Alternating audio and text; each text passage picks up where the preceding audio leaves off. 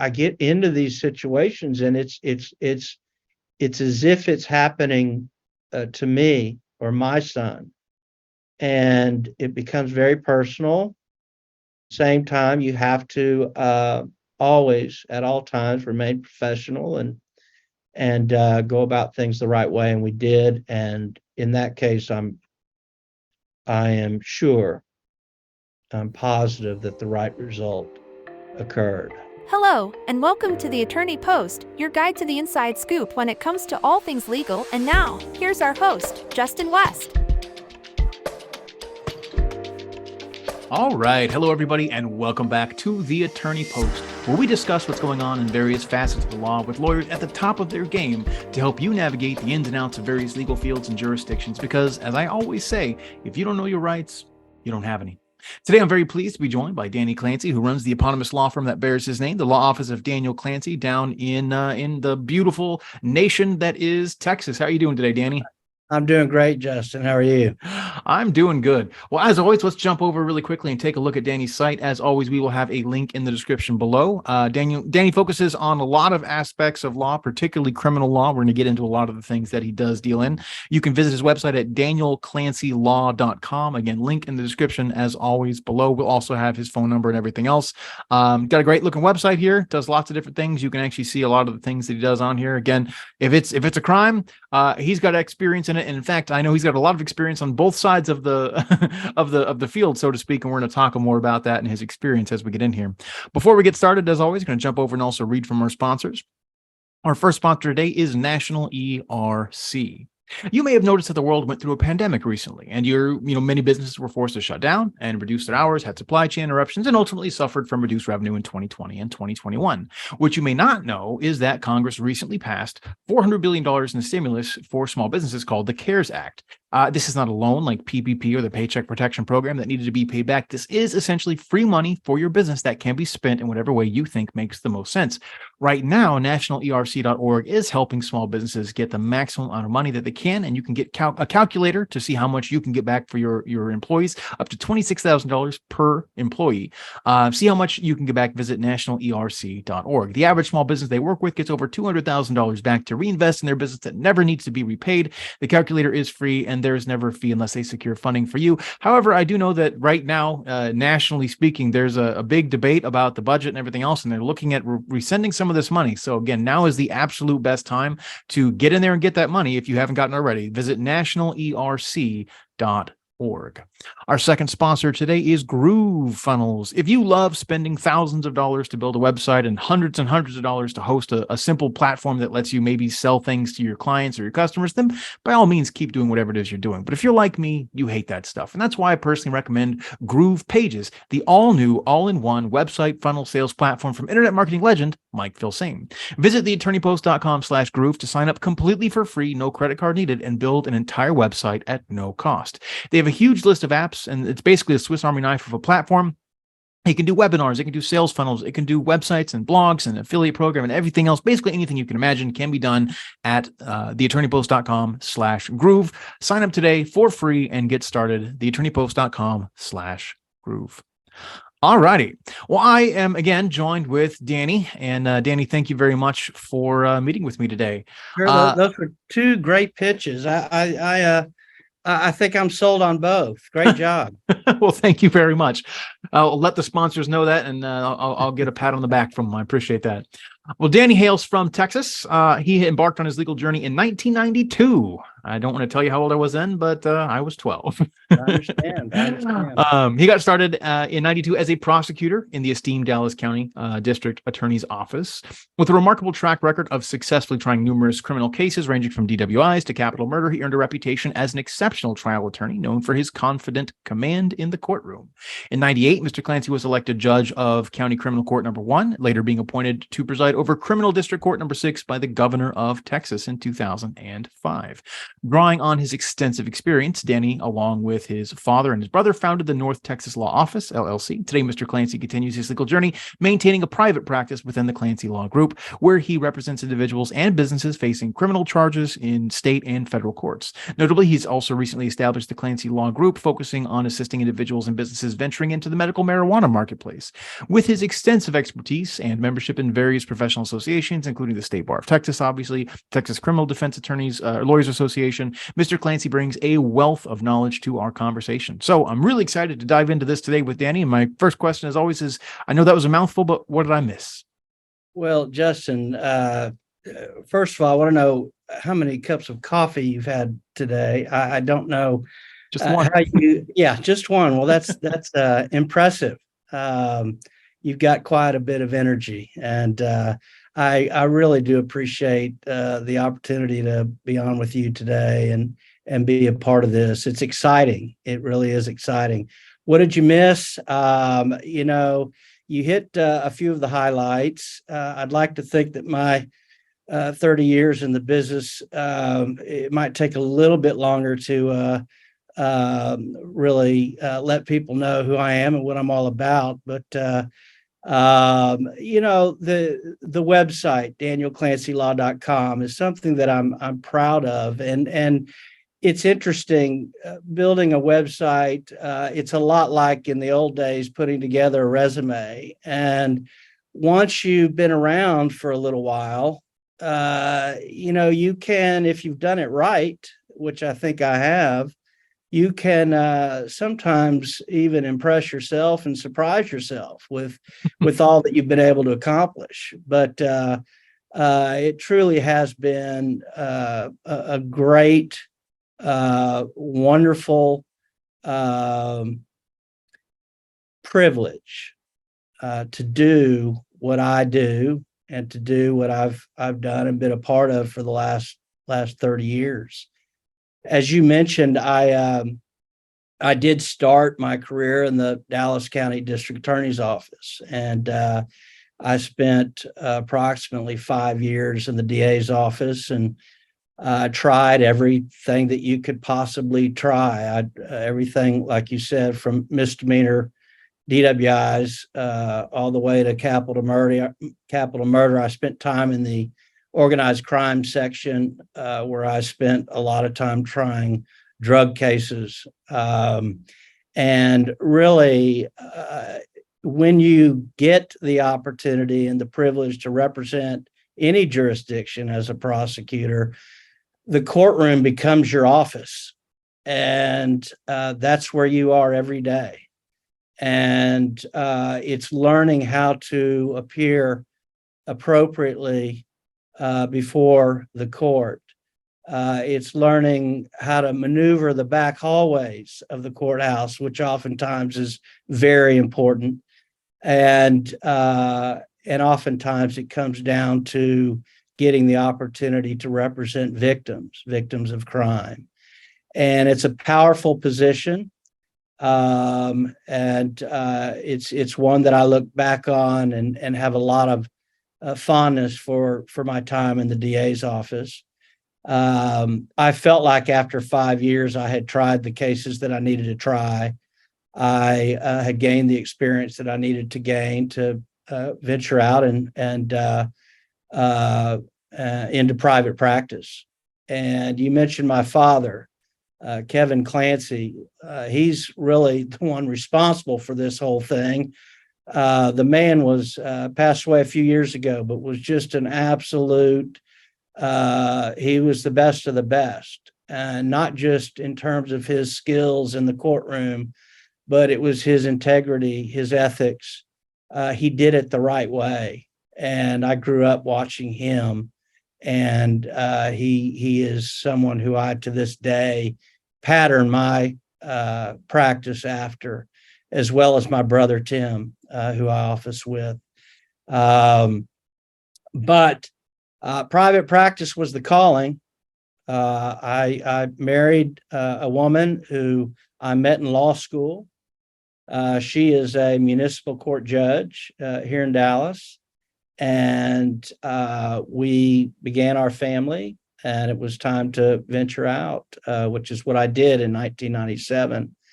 It was shortly after that that I was approached by folks here in town who wanted me to run for judge, and I did so, and was elected the first time in 1998 to a county criminal bench here in Dallas, which presided over misdemeanor matters, mostly DWIs. Reelected in 2002, and then in 2005, the governor appointed me to a district bench that had been newly created, where I began to preside over felony level offenses like capital murder, like sexual assault, child abuse, the drug offenses, all the heavy duty stuff. And in 2007, I returned to private practice, where I have been now, do the math, for 23 minus 7, have been representing individuals and defending and putting my expertise out there for the people that I take care of every day. Awesome. Well, I mean, that kind of sums it all up. Got a husband, father, brother, son, attorney, prosecutor. Yeah, defense, I've got a all the sister things. too, and a brother-in-law, and I mean it's really boring actually around the dinner table. Of course, my brother-in-law is a patent lawyer. His stories aren't nearly as interesting as the criminal stories that we're able to tell. Yeah. But it's a fascinating profession. Yeah. It's awesome. The opportunity to represent the United States Constitution, the Constitution of this state, the laws of this country, the laws in this state, represent those ideals, and represent people who I tell people all the time, 95% of my clients are really good people who have made mistakes, have made bad decisions. And oftentimes I can credit those bad decisions to one of three things. It's either alcohol related, drug related, or it's a mental health matter. And sometimes it's a combination of two or all three of those. And these are good people who, but for these outside influences, you would be proud to call them friends. And many of them do become friends. And that's important to me in my practice. I don't do a high volume. I really try to keep my volume down. I know every single one of my clients. We know each other on a first name basis, and my clients are where they're supposed to be when they're supposed to be there, as am I. Nobody has to hunt me down.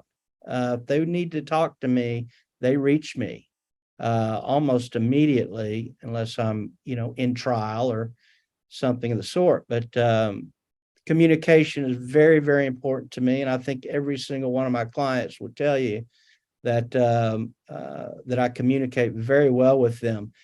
The reward that I get, I can tell you, I get asked the question from time to time, was it, as a prosecutor, how was it rewarding? How was it versus being a judge, versus being a defense attorney?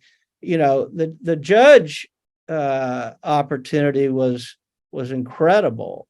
But at the end of the day, you're calling balls and strikes. You're an umpire.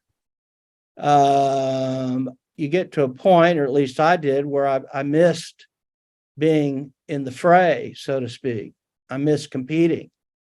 As a prosecutor, you can have great victories where the right outcome has occurred.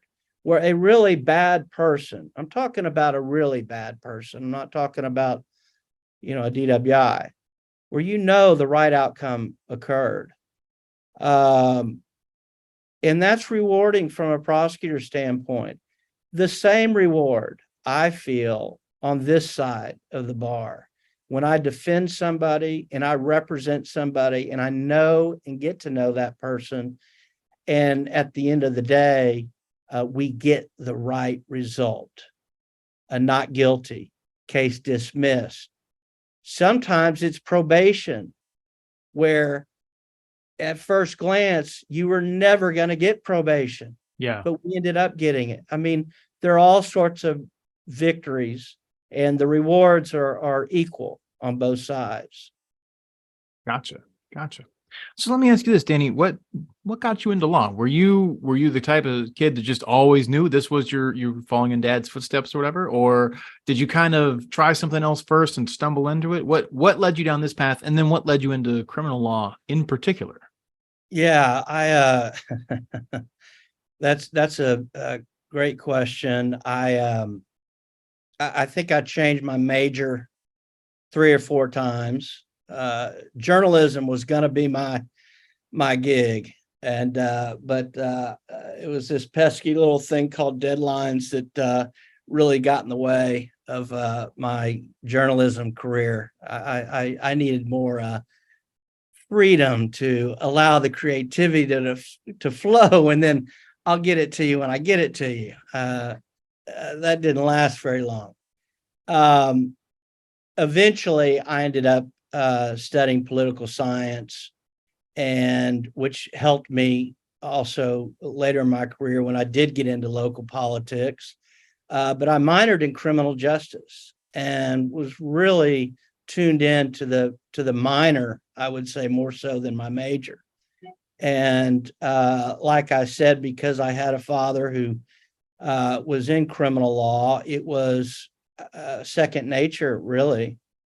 But I didn't decide until very late in my undergraduate career. I graduated from then Southwest Texas State University, now Texas State University. I didn't decide until very late in my career that I was even going to attend law school. And because I made such a late decision on this career path, I ended up going to a small law school in Jackson, Mississippi College School of Law, which is an excellent law school. I don't think I could get in today, but I was able to get in then, and went out there for 3 years and came back and began my career. Criminal law was definitely where I was going to go once I got into law school. I knew that certain doors would open for me because I had a father who had an excellent reputation in this profession, and I knew certain doors would open.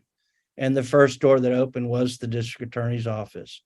But I'll tell you this, I didn't know, and I think if most people are honest about it, most people will say they didn't know either, whether or not they were going to be any good at it, whether or not they were going to like it.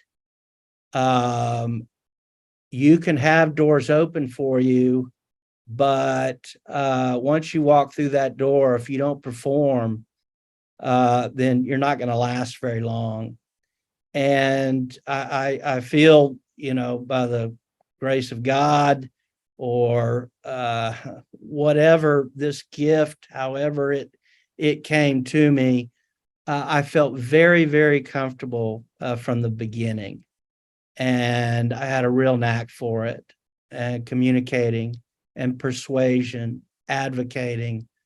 And so from that standpoint, I felt very, very lucky and grateful that I found something that I really enjoyed doing and was pretty darn good at it at the same time,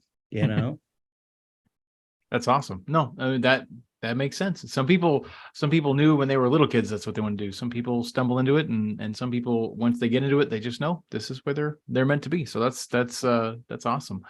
Well, let me ask you this. You've been practicing for 30 years, more or less. You've been engaged in law. I'm sure that you've had some successes and some failures, and we all do, right? Few people bat 1,000. If you do, it's Right. probably early in your career, right? So I'm sure that you've experienced a couple of failures or setbacks. But I'm a firm believer, Danny, that a failure is only really a failure if you just accept it and you don't learn anything, and you move on and don't learn the lesson. But if you learn a lesson, it's a slow burn win. And over time, that sometimes failure is our best teacher, in fact, and it informs the way we handle those scenarios and situations moving forward. So can you tell my listeners, Danny, about 1 or 2 times in your practice of law on whatever side of the court you're on, so to speak, figuratively and literally, where you experienced something you would consider a failure, but what did you learn from it? And how do you carry that forward now to help your clients? Yeah. It's it's difficult. It's very difficult, and being able to separate yourself, at the end of the day, and leave it behind. It's not always easy to do. The tough losses stay with you. Sometimes will keep you up at night. What could I have done differently? You find yourself second guessing yourself when those things happen. I was taught very, very early on, it's kind of prosecutor school 101 or whatever you want to call it, that when a jury renders a verdict, we accept it. It's their verdict. And we don't have to agree with it. But we accept that verdict, and we have no choice but to move on. And there are processes in place, obviously, appeals and these sort of things that can take place if you had an egregious, ridiculous outcome. But appeals are hard to win. The game is oftentimes won or lost right there in that courtroom during trial. Mm-hmm. And I think back on a few cases that I tried as a prosecutor. That here's the way it works: the slam dunks are the ones you don't win, and that is just any criminal lawyer who's been doing this for a little while will tell you that it's the slam dunks. Now, I don't know if it's just the attitude or if it's just we got this and I just have to put it out there and I know they're going to agree. But those are the cases. And as a prosecutor, if you're representing a victim and the jury returns a verdict of not guilty, when you have a really strong conviction feeling inside of you that was the wrong verdict, it's tough to go back into that workroom and talk to that victim and explain, hey, this is 12 people who heard it, and that's what they decided. And if there was anything else I could have done differently, I certainly would have, but I want you to know I gave it 110% like I always do. That's a tough conversation to have. On the defense side, it's the same scenario. I've had cases where I know this client is not guilty. And there's, get into some of the semantics, not guilty.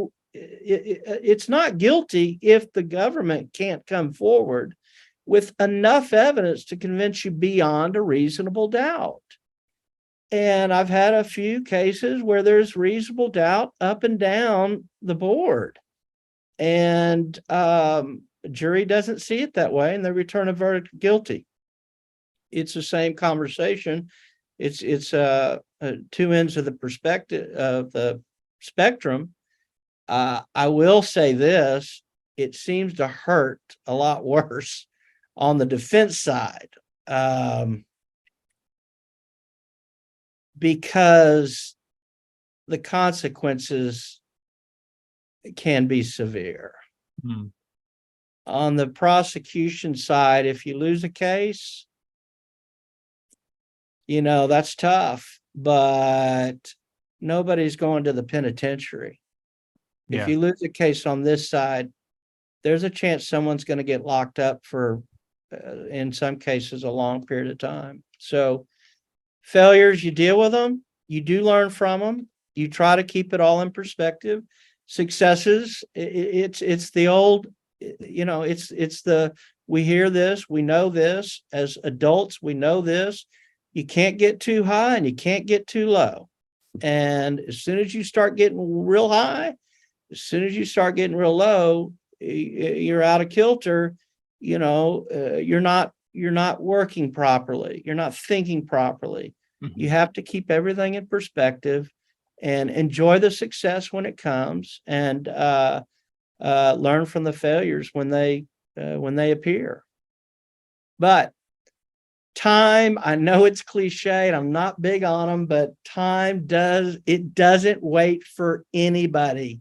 Time keeps moving. And when we just think things aren't going so well, all we got to do is hang on tight for a little bit and it'll change. When things are going great, hang on tight for a little bit and it'll change. It's the way it is. And that's all I got to say about that. There you go. So let me ask you the flip side of that coin, though. And you said you obviously have had some successes. Is there anything that stands out in your head of a moment that, it's that feather in the cap moment, the thing that you're really proud of? And obviously you could be respectful of what you can and can't say about clients' confidentiality or whatever have you. But is there a case or two that stands out in your brain, Danny, that you're just really, really proud of? Maybe it's a case where you thought you were going to lose. It was not a slam dunk and everything was stacked against you and yet you eked out a win. Or it was one where you knew that if your side was not the side that prevailed, somebody's life was going to be, completely upended, or multiple lives or family lives, et cetera. What's one of your biggest successes or the things you're most proud of that you've accomplished? Well, that's and again, obviously I can't get into the specifics or divulge any privileged information, but there are two that right off the top of my head that I have worked on recently. One was an intoxication manslaughter case where my client was arrested, alleged to have been intoxicated, involved in an accident that led to the death of the person that he hit. And the issues were very complicated. We spent a lot of time and effort on this case and presented to a grand jury here in Dallas County. And after, I think I worked on this case for 12 to 15 months, nonstop, presented our case, our side, to the grand jury. And the Dallas County grand jury came back and no-billed the case. They declined to indict my client. I get a letter from that man every year around Christmas time. And it's heartfelt. And, I say this all the time, winners and losers in the criminal arena are few and far between. Yeah, we got the case no-billed, but on the other side, there's a family who lost a husband. There's a family who lost a son. But his life was not lost based on criminal conduct, the criminal conduct of my client. And but this man, his life was turned upside down for the better part of a year and a half, and we found relief through the criminal justice system and a grand jury that had the strength to no-bill it. I had a young man recently, a freshman at a local university, who was accused of sexual assault in his dorm room, and again was able to work hard. It was an uphill battle, to say the least. The victim was well-to-do and from a very, very well-to-do neighborhood here in town, and there was a lot of pressure being placed on law enforcement, being placed on the university. This young man ended up, because he couldn't cope, he couldn't interact, his mind wasn't working right anymore because of what he had experienced, had to leave the university, went home, and finished his freshman year online from home. And how he did it, I don't know. There was a lot of therapy involved. How he did it and did it well, I don't know. Ended up with a very high GPA to end his freshman year, and is now attending school elsewhere and has moved on with his life. But the success came again by putting the time and effort in on the front end and getting to the grand jury and having a grand jury look at all of the evidence and impartially saying, this is not a sexual assault. There was intercourse, but it was not coerced. It was consensual. And this young man and his family, I get into these situations, and it's as if it's happening to me or my son, and it becomes very personal. Yeah. But at the same time, you have to always, at all times, remain professional and go about things the right way, and we did. And in that case, I am sure, I'm positive that the right result occurred.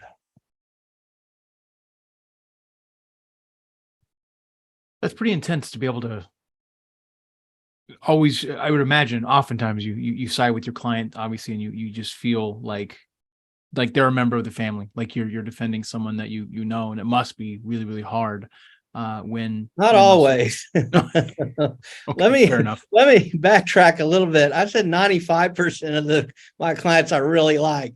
There are 5% that I do the job, I do it well, but it doesn't always work out. Gotcha.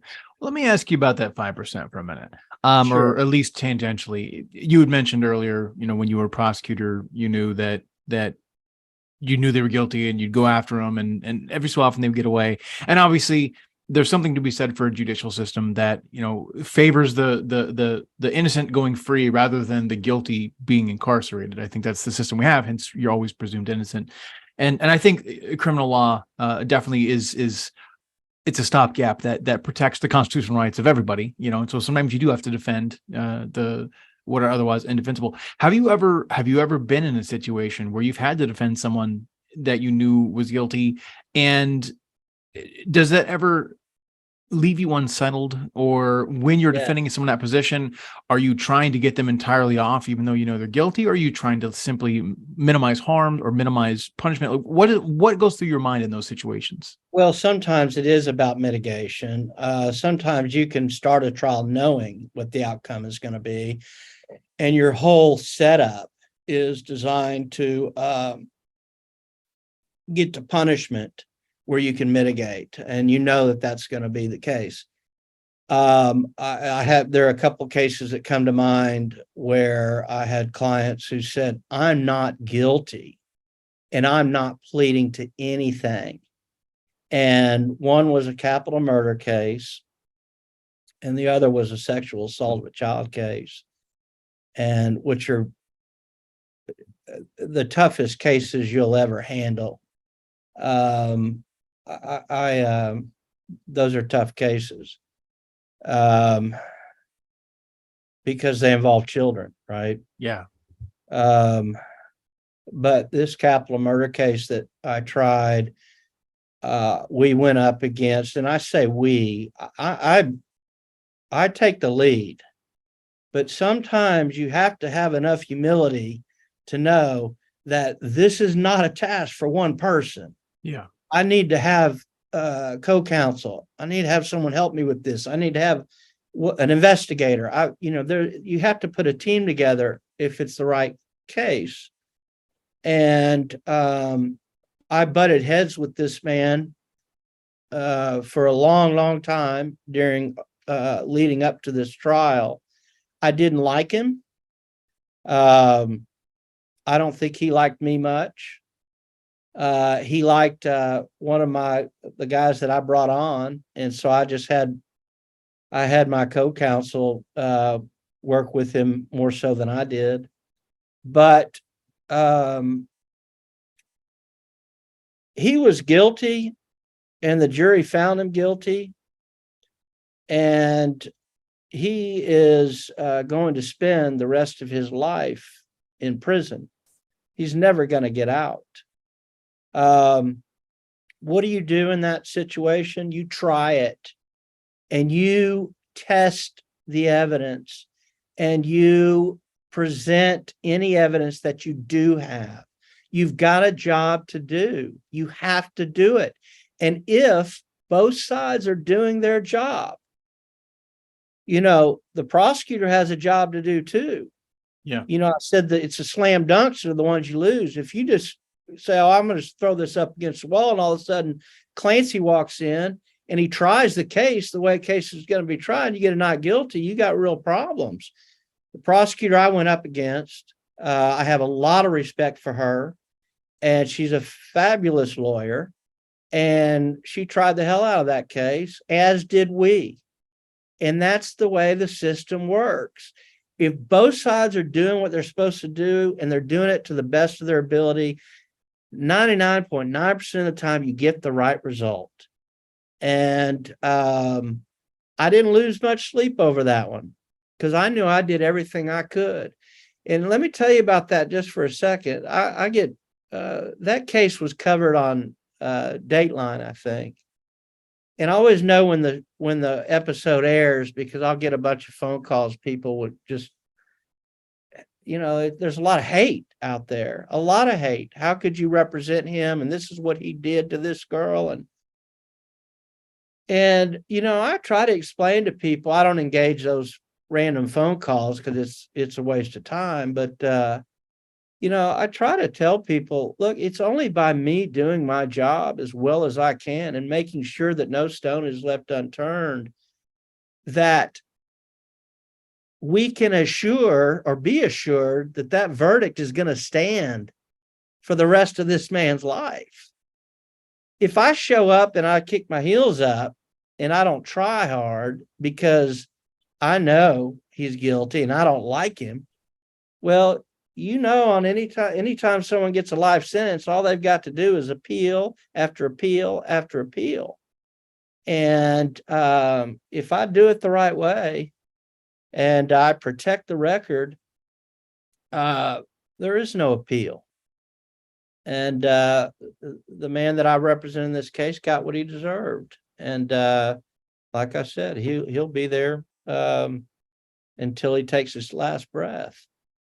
So I know that's a long roundabout way of answering the question, but if you do it the right way, somebody says, this is what happened. Now you could spend time with them trying to help shape it, but what you can't do is fabricate.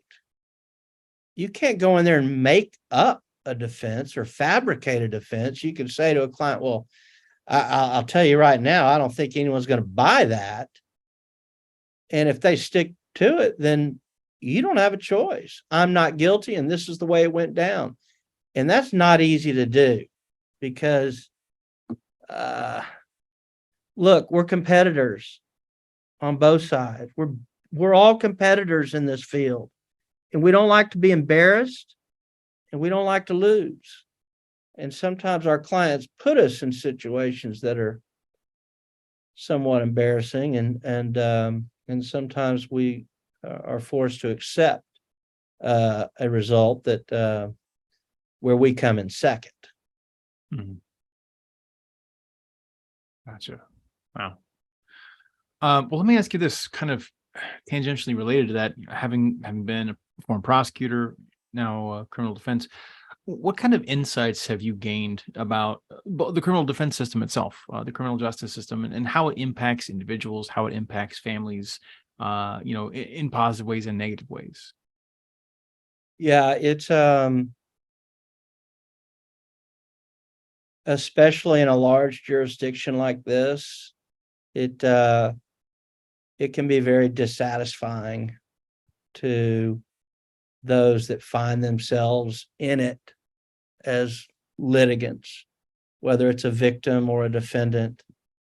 Cases, and then we had the pandemic. I mean, cases can be delayed and delayed and delayed, and things happen that aren't, it just it can be very unsatisfying for the people who find themselves in this situation. Satisfying, I would say, for those that do make it all the way to the end and feel like justice was served. But whenever you're in that situation, one side feels like justice was served and the other side feels like justice was not served. Um, I I will tell you, setting aside what the lawyers and what the victims and defendants go through, which can be just such a difficult journey if you're headed all the way to trial. Now, you get a case that we can work it out pretty quick and reach a plea bargain agreement, and both sides agree, boom, boom, boom. You can do that pretty in a few months. But if we're going all the way with this thing, you better be prepared for a year, maybe two, before your case gets to trial. And that's hard. I try to get my clients to understand that in the beginning. No false hope on this is going to be resolved in the next week or two. You and I are going to be talking to each other. We're going to get to know each other. And there's a real good likelihood that we're still going to be talking to each other about what's going on here a year from now, if not longer. But what I was going to say is when I was a judge, of course, one of your responsibilities is to assist in jury selection. And you know how jurors are. They come in and they don't want to be there. And this is, how do I get out of this? And, they call their friends. And what do I say to get out of jury duty? That's just the way it is. I can tell you as many juries that I've been in front of, that I've picked, that I've tried cases in front of or presided over. I cannot remember a single juror after the fact saying anything negative about the experience, the impact that it has oftentimes on jurors is the complete opposite. Once they're in it, they understand the seriousness of what they're being asked to do. And they take it seriously and they listen intently and they want to do the right thing and they want to come to the right result. And again, it goes back to, if you've got a judge who's doing what he's supposed to do and he's doing it the right way, and you've got litigants doing it the right way, it's an impressive drama to be a part of. And it's real. It's not TV. It's not the movies. It's real stuff. And people are crying and sometimes laughing. And it's an incredible system. I am aware that it's a system run by human beings, and human beings make mistakes. What? No. Yeah, right. Jurors make mistakes, judges make mistakes, lawyers make mistakes, and we've had some horrible verdicts where people have spent a lot of time in prison who we learned later through DNA didn't do it. But I would, as horrible as that is, I don't know the statistics, but I would say that it's a very, very, very small percentage of the number, if you consider it in context of the number of cases that are tried over the course of a year. And one is too many for sure. But I'm a firm believer that the criminal justice system that we have in this country is absolutely the best. And it works when everybody is doing their job, everyone is prepared and is doing their job well. It works. Amen. I've always kind of felt the same. I have to be honest, I don't know if I could do what you do. I've always been fascinated by various aspects of the law, and I feel like criminal defense, I feel like it would just drain me some days. But it takes people like you, because again, I think you're the stopgap of the Constitution in a real sense, right? For preventing abuses and usurpations of powers and letting a tyrannical state just come in and do as it wills with the people. So I greatly respect anybody who stands in the gap, stands in the breach, the way you do. Have you, Danny, have you ever been on a jury yourself? Have you ever had that experience? Is that something you think would be helpful to anybody in your position to do? I imagine after the fact, being an attorney, when they find that out, they probably kick you right off. I don't know, but Yeah, I've never been on one. I'd love to be on serve, but I've never been on one. And you're right. I mean, if you're in the family, so to speak, and it really is a family of people, lawyers, prosecutors, clerks, judges, one side or the other is going to say, he's not going to. Juries, when you're picking a jury, you're looking for those that you think are going to favor your side. Yeah. And so I used to tell them, I said, look, I was a judge for 8 years. I mean, I know how to call balls and strikes. I understand the presumption of innocence. If the government doesn't prove its case to me beyond a reasonable doubt, I'm going to find them not guilty. If the government does prove it to me beyond a reasonable doubt, I'm going to find them guilty. But one side or the other will either consider you too states oriented or too defense oriented. And as long as I've been on the defense side now, going back to 2007, I would expect that if I did get called, the prosecution would probably strike me, believing that I've just been on this side of the bar for too long. Gotcha. But I would love to serve. I mean, I think it's I don't know if you've seen the Netflix. Was it Netflix Jury Duty? Have you seen this one yet? I've not. I remember that there was a comedy back in the '90s with Pauly Shore where he was on jury. No, not Pauly Shore. Not Pauly Shore. This is it's out now, and I'm going to plug it because it's so worth it. It's a comedy, and the scenario is you've got one man who's picked to serve on a jury in Los Angeles, and everybody else in every episode is an actor.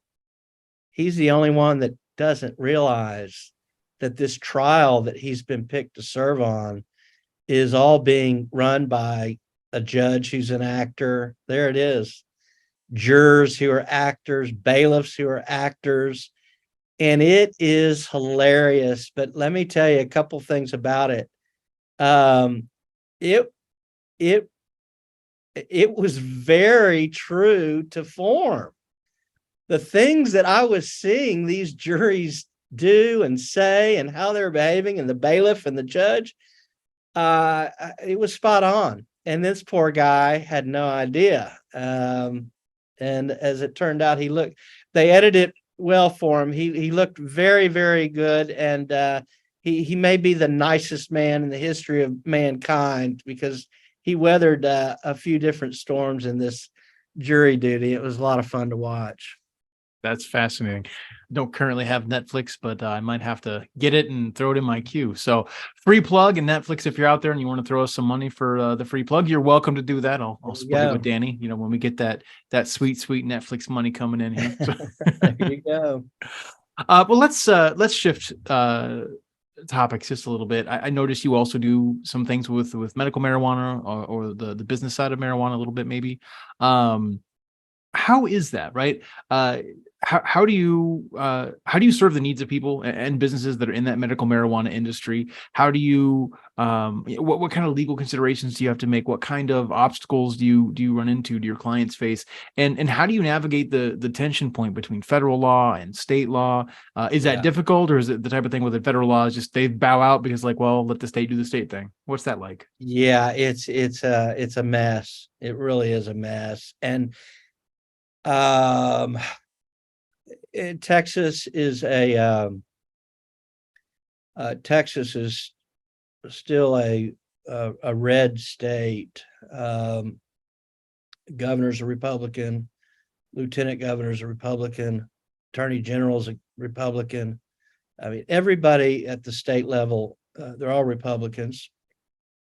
And it's been a very, very slow go in this state. It's the second largest state. And I want to say in size, I think to Alaska, and in population, maybe to California. I don't know, second or third, first, second or third, whatever. And since 2018, which is when we first legalized medical marijuana, so we're going on 5 years now. We only have 2 dispensaries open, one down near Austin and one down south of San Antonio, between San Antonio and Houston. 2 dispensaries, a handful of doctors that are licensed they can't prescribe because marijuana is federally prohibited, controlled substance, so they can't prescribe it, but they can recommend it. It's been a slow go. Our legislature only meets once every 2 years, and they only meet. Yeah. If you want something done, it has to be done in the interim. You get everyone lined up before the legislature opens, because I'm going to get this wrong. I think it's a 6-month session, once every 2 years. And I've testified down there on this medical marijuana and tried to convince the powers that be that, one, not only are you looking at a financial boon, I believe, just from looking at other states and what they're bringing in. 2, I really go at it not from the standpoint that I want, I'm not a card-carrying member of NORML. Let me put it that way. But he does have a great collection of Cheech and Chong movies. Let me tell I you. sure do. Big Bamboo. I had that record when I was a kid, but it came with a rolling paper that was about this big, if you can see. But when you look at, and I see this every day in my practice, when you look at the opioid crisis, what opioids have done to this country and how they're killing people to this day, and we have this safe alternative in marijuana, I just don't understand why we haven't seen more progress. They are slowly, every session, opening up to more conditions that would make one eligible for medical marijuana. I think we've gotten finally to certain cancers and chronic pain. There's one FDA-approved drug, Marinol, that the feds did approve, that's out there. State and federal conflict is horrible. Until the feds do something about banking, you've got states that have legalized marijuana and legalized medical marijuana where the legally operating businesses don't have a place to put their money because banks won't accept. And I'm going to just kind of close it out by saying this, because I'll go on for a little while on this subject.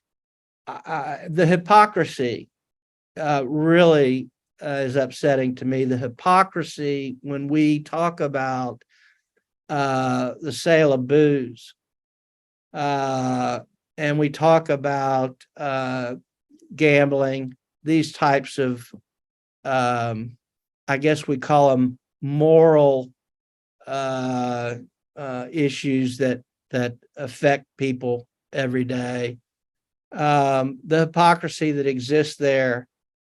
I can tell you that as a prosecutor, I prosecuted plenty of guys who got drunk and beat the hell out of their wives. or got drunk and killed somebody in a car accident. Yeah. Not once did I ever prosecute a man for getting high and beating the hell out of his wife, or when they're out there driving, which we're not in favor of, right? We only want safe drivers, but Absolutely. typically they're going 30 miles an hour in a 60 versus, the drunk driver who's going 110 miles an hour in a 60. I don't know. The hypocrisy bothers me. It's coming. It's not here yet. I was probably a few years too soon on that, but I am going to continue to work it. And I have clients come in who want to get into the business.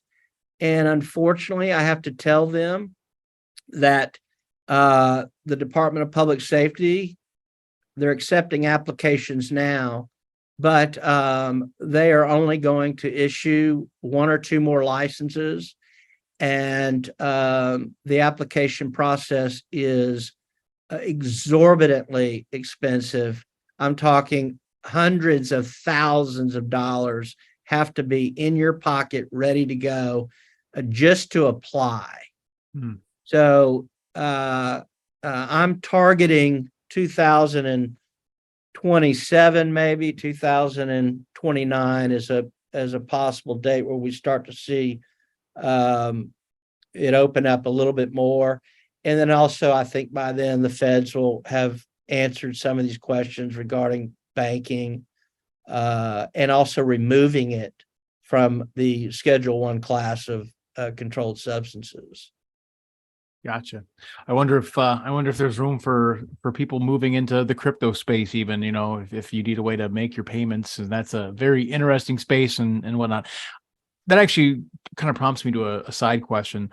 In this now moving online world, here we are face to face on a video screen, something I thought would never happen when I was a kid. I was like, oh, in the year beyond 2000, we'll have this technology, right? Right. We live in a post-pandemic world. We live in a world of everyone on their screens and their devices.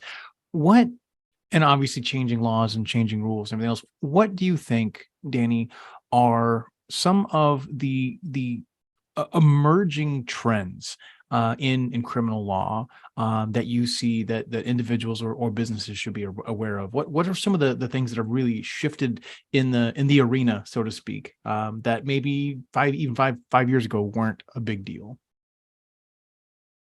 Oh, that's a really good question, and I haven't given it much thought. I sprung that one on you on the fly, so I apologize. There were a lot of when the pandemic hit, I think most of us were, as we always are, really kind of cringed at the idea of change. And all of a sudden we're going to be Zooming and having hearings by Zoom and even resetting cases by filling out a pass slip and emailing it to the court and having the court reset your case for you without having to appear. And we all were just scratching our heads. This is never going to work. Well, some of it didn't, but some of it has worked very, very well. And what I have found is that the courts who have adapted the best to the new technology, whether it be Zoom or what are the others, Zoom mostly, where they're using the technology when appropriate. In other words, maybe pretrial hearings, maybe in DWI law, there's something called an ALR hearing, which is an administrative hearing where an administrative judge decides whether or not to suspend somebody's driver's license. Those are all being done by Zoom now. And it makes perfect sense. Resetting a case. For years, we all had to, get to the courthouse, find a place to park, walk in, fill out a piece of paper, have our client sign a piece of paper, turn it in, and then leave. And the case would be reset for a month. And a month later, we go do it again. The courts that understand that we have this technology and it's very useful in certain areas, I think they're to be commended, really. It makes things easier for everyone. Now, there are certain things that you just can't do by Zoom. Yeah. We can't pick juries by Zoom. We can't try cases in front of cameras. We need to be there in person live so that the judges and jurors can see the emotion, see what's really going on. And so from that standpoint, I don't see that changing anytime soon. Gotcha. Gotcha. Yeah, I've talked to as far as the COVID stuff goes, I've talked to attorneys in various states, and I always found it fascinating to see the different experiences people had. California versus Florida versus Texas versus Utah. Yeah, there's lots of different places reacted very differently. I actually rebooted this podcast, as my listeners know. I've run it for over a decade, but it died years ago because we were using Google's Hangout platform, and then that went by the wayside, and I didn't want to have to explain to attorneys what this Zoom thing was and how to use it and everything else. So I just kind of let it die. And then the pandemic hit, and all of a sudden everybody was Zooming, and so it was kind of neat. But one of the things I've heard people talk about is the idea of having to try a case. Like a lot of times, the attorneys I speak with, they say, well, there's that moment in the courtroom where the prosecution says something and that it's wrong, or whatever it is, and you're able to just look over and give a sidelong glance at one of the jurors, and they look right at you, you look right at them, and that you made that connection. And here on Zoom we can approximate eye contact, look into the lens, right? But you can't do that in a real sense. And that does seem to be a very, some part of me is very like, oh well, it makes it far more cold and sterile, but maybe that makes it more like based on justice and not emotion. But at the same time, I'm like, but yeah, you want to have it's a human issue. It really is. And so having it is a human issue. All aspects of humanity present is kind of important. That's right. And the best trial lawyers are great actors. I mean, and I'm not saying they're liars. We're not misleading, but the best litigators can draw the effect. They can, the dramatic effect they can impose, and maybe it is just a look. Maybe it's just timing and how you say what you're going to say when you're going to say it. You can't do that the way that we're communicating, you and I, today. I don't think effectively. So I think as far as especially jury trials, we'll always, if they try to change it, the defense bar is going to fight that, all the way to the Supreme Court. You have under the Constitution a right to confront, right to confront the witnesses against you, and we'll say, well, you get to confront them on Zoom. No, we need to see how they're behaving and responding to these sometimes very difficult questions. Yeah. And that needs to be in person. Yeah. Well, and in a courtroom, you have to make eye contact more or less. I mean, you could look away, but you're aware that they're there. But, on a Zoom, you could turn off the screen. You used to have them in front of a camera or something. So you could definitely make them multiple steps removed. That's I hadn't considered that aspect of it, but that is fascinating. Right. And I guess it makes me hopeful that we will never go fully Zoom. Never go fully Zoom. Right. So let me ask you this one other question here, and then we'll move towards wrapping up here in a minute, because I do appreciate your time, and you've been very, very generous with the amount of time you've given me. In your opinion, if someone is listening to this right now, what are some of the key qualities that they should be looking for if they're selecting a criminal defense attorney, if they found themselves on the wrong end of the law, for better or worse? What should they do if they find out they're facing criminal charges, if they're under investigation? What are the best practices for them, and then what should they be looking for? Yeah, I tell prospective potential clients this all the time. You've got to feel comfortable with this person and who you're going to have in your corner. I mean, this man or woman is going to be in your corner from start to finish, barring, something crazy happening, someone gets fired or somebody, whatever.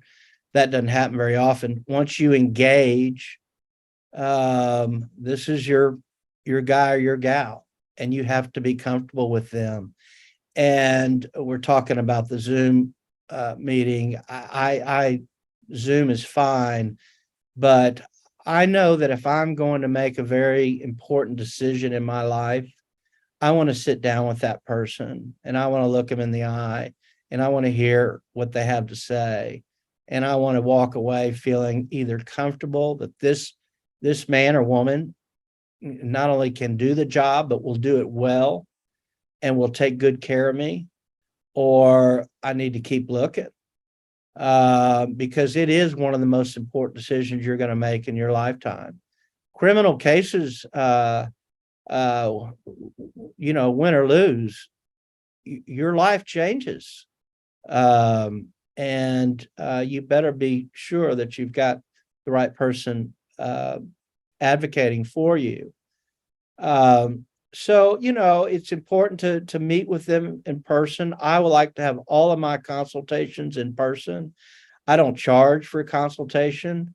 I honestly feel like that if the person comes in and sits down and meets with me, I don't know how this sounds, but I think they're most likely going to hire me after we've had a chance to speak in person. And whether that's 30 minutes, an hour, or 2 hours, let's talk. And so I think that's the main thing, is just really sizing up the individual. And then I think the other thing that I would add is you can feel and see and find red flags sometimes early. If you're having trouble reaching your attorney, if you're not getting that return phone call or that return email in a timely way, if your attorney is always running late, if your attorney is always having somebody else show up for them, if your attorney is showing up not prepared, these are simple red flags that you can go, oh, I made a mistake here. And it's never too late to switch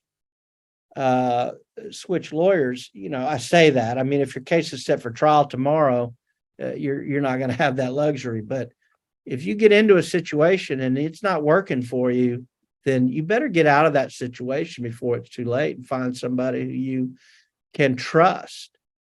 So I couple it, meeting in person and communication.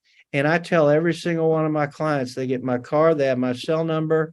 I'm 24/7, I answer my phone 24/7. Text messaging is a great tool these days. Yeah. Not perfect, but it's a good way to communicate. And my clients will never, ever have a difficult time trying to find me. When they need to talk to me, we talk. And I've even had some clients, quit bothering me, Danny. I don't like it when I see your name pop up on my phone. I get anxiety. Well, it's because I'm staying on top of, their case, and I need them to know at all times what's happening and updating them continuously. That's important. Awesome. Well, it sounds like a good criteria to look for. So if you're out there and you're looking for a defense attorney, obviously, if you're looking for a defense attorney in the Texas arena, Danny might be a really great resource for you. But if you're elsewhere, obviously that would be a good set of criteria to look for. Here in a minute, Danny, I'm going to ask you my two final questions. Question number one is going to be, if we can go back in time and meet a young Danny, fresh out of law school, maybe, what advice would you give yourself and why? Other than, of course, buy a lot of Bitcoin, trust me, hold it to at least 60K. Right. But, outside of that, what advice would you give yourself? And by extension, someone else new, maybe green behind the gills, as they say, or green the gills, fresh out of law school. And then two, if I gave you my magic pen, and this magic pen can strike laws from the books, edit laws on the books, or add new laws to the books, what law would you strike, edit, or ad. So percolate on that for a minute. While we do that, we're going to jump over and show your site. We're already there, actually. This is DanielClancyLaw.com. I am speaking with Daniel Clancy of DanielClancyLaw.com. As always, link down below in the description. So do feel free to click through on his site. He has a contact form up here. He has a phone number at the bottom. And he just said he gives free consultations. So if you have an issue, again, it's the hallmark of my show. If you don't know your rights, you don't have any. If you find yourself facing criminal charges, speak to an attorney. And I think Daniel sounds like he's got a great head on his shoulders. So as always, again, link in the description below. We're going to jump over really quickly and read from our final sponsor. And that sponsor is Rank with News. If there was a guaranteed way to get your law firm or your business featured in major national publications like Yahoo News, Forbes, Bloomberg, and others, and to see those articles rank nationally and locally, sometimes in under 8 hours for major competitive keywords that people were looking for, what else would you need to know? Rank with News is simply the most powerful way to hit page 1 in under 2 weeks safely, organically, and quite often permanently. This is essentially guaranteed SEO or search engine optimization, and it's on steroids, ranking quickly and sticking quite often indefinitely. Visit rankwithnews.com or rankwith.news to learn more and book a time to speak with a specialist about featuring your firm or business in major national 8-figure traffic that can launch you and your site to page 1 in a matter sometimes of hours and help you dominate your local marketplace. Get media exposure, rank higher in Google, build credibility, and win more customers and clients with rankwithnews.com or rankwith.news. As always, link in the description below. All right, Danny, the final questions. And again, I appreciate the amount of time you've given me today. Question number 1, we go back in time, we see a young Danny fresh out of law school. What advice would you give yourself and why? Yeah, it's actually pretty easy for me, this question and answer. It was advice that my father gave me, and I pass it down to young lawyers. And it's this, and it really speaks to the criminal arena. I mean, I guess it translates into the civil litigation as well. But when you first show up at the courthouse, you know nothing. You don't know anybody, and you know nothing. And it is important from the very beginning to start building relationships. And you do that by being fair. You do that by being honest. And it's okay to put a smile on your face every once in a while. It's not it's serious business, but it's okay to have friendly relationships. But you don't know who these people are when you first get there. And as a young prosecutor, you may have a lawyer come in you've never met before. And if you don't treat him properly, you may just learn that lawyer was the district attorney's law school roommate, until you know who's who, until you know what the landscape really is, until you know what the law is, until you understand the rules of evidence and have been able to apply them, just sit back and listen. And if somebody asks you a difficult question and you don't know the answer to it, tell them, I don't know, but I'll find the answer. And I'll get back to you with that. Return every phone call. Return every email. I get very frustrated with prosecutors that don't return phone calls and don't take the time to reply to an email. That's a real bad habit to get into as a young lawyer. And then you get into that habit, you'll carry it through for the rest of your career. And it doesn't serve most well. I can tell you that. So a little bit of advice for young Danny or any other young lawyer that is just getting out there. I would change the law here in Texas by legalizing marijuana. We've already discussed it. I think it's at this day and age and in this juncture. And I want to point out, I don't smoke marijuana. Have I ever? Yeah. I went to Southwest Texas State University in the 80s. I mean, yeah. But I will say back then it a little bit different than what's being produced today. I don't smoke marijuana. but I know people who could benefit from it tremendously. And I think the harm associated with it is significantly less than what we find in the use and abuse of alcohol. Adults are going to do what they're going to do. And as long as adults are doing what they're doing in a responsible way, then we should allow that alternative to be made available to them.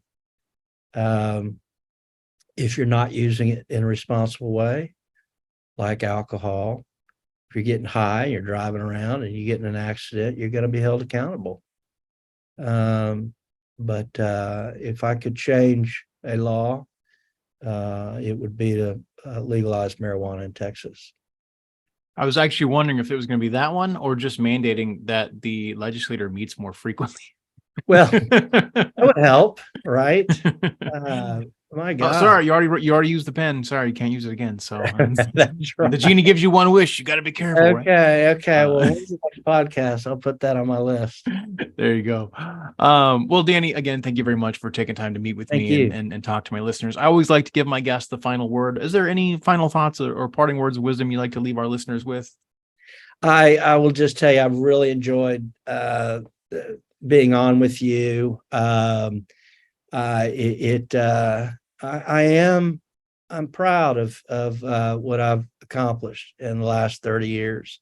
I'm proud of my practice. I'm proud of the people that I represent, and I like doing what I do, and I'm going to keep doing it, and we're going to keep doing it until we get to the finish line, and hopefully that's not anytime soon. God willing. We're going to be here for a little while. So thank you for the time, Justin. I really appreciate it. Absolutely. It was my pleasure. And I honestly, earnestly did enjoy the conversation and even learned a couple things, which is always, for me, the hallmark of one of the reasons I do this is I always like to learn a little bit more. So thank you again for your time, Danny. As always, this has been The Attorney Post. If you're listening to this on YouTube, we always appreciate a like, a subscribe, a share, a comment down below. Feel free to share your best Cheech and Chong reference with Danny. If you're watching this or listening to this on any of the podcast repositories, whether that's Apple, Stitcher, Spotify, iTunes, Amazon, whatever it happens to be, we appreciate a rating, a share, a review, whatever it is happens to be. As always, this has been The Attorney Post, and I've been chatting with attorney Danny Clancy of the law firm that bears his name, the law firm of Daniel Clancy. Link in the description down below. As always, this podcast, though we do talk about lots of legal topics, does not itself constitute legal advice. If you have a legal advice, or a legal issue, you should always seek legal advice, competent legal advice from an attorney who is in your area and specializes in the aspects of the law that you need help with. Of course, if you find yourself in Texas and you're facing a criminal law issue, I think Danny would be an amazing resource. So again, link in the description down below. Give him a call, reach out to him, fill out his contact form, whatever it happens to be, because it always starts with knowledge. At the end of the day, as I always say, if you don't know your rights, you don't have any. Until next time, thank you for listening, guys, and stay safe. Bye-bye. Thanks, Justin. Thank you. My pleasure.